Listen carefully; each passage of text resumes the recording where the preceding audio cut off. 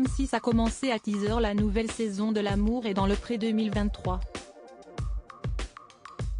Les portraits seront diffusés les 30 janvier et 6 février prochains.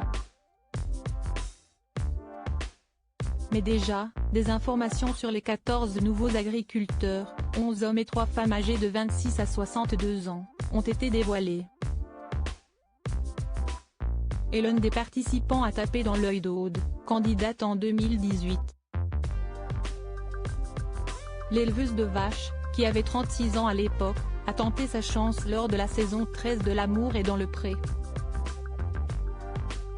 Lors de son aventure, elle avait convié Teddy et Christopher sur son exploitation, en Bretagne.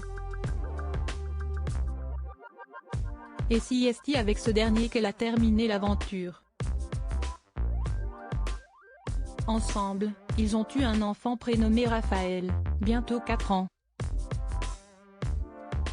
Mais le père de famille et elle ont rompu peu de temps après l'accouchement. C'est donc seule qu'elle élève son garçon, tout comme sa fille Loane, née d'une précédente relation. Et aux dernières nouvelles, Aude est un cœur à prendre. Se pourrait-elle qu'elle fasse son retour dans l'émission présentée par Karine Le Marchand? C'est ce que le public aurait pu croire en découvrant le commentaire qu'elle a posté concernant l'un des candidats de l'édition 2023.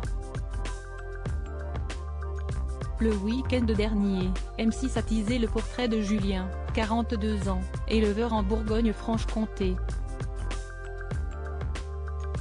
Il avait participé à l'émission en 2013, en tant que prétendant. Mais Aude a peu de chances de le séduire puisqu'il est à la recherche d'un homme. Il y a 10 ans, il avait en effet écrit à Guillaume, un candidat qui a finalement bien vite abandonné l'aventure. C'est en 2017 qu'il s'est lancé dans le monde de l'agriculture, en reprenant l'exploitation de ses beaux-parents avec son ex-conjoint dont il est séparé depuis 1 an et demi. Effrayé de rester seul pour toujours, l'ancien ingénieur agronome recherche un homme dans sa tranche d'âge pour une relation sérieuse. Il faut qu'il soit sociable, dynamique, calme et rassurant.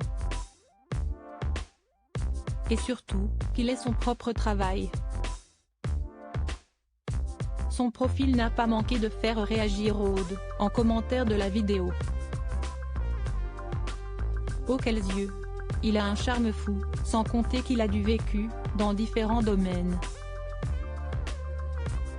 Quelqu'un qui a la tête sur les épaules, peut-on lire.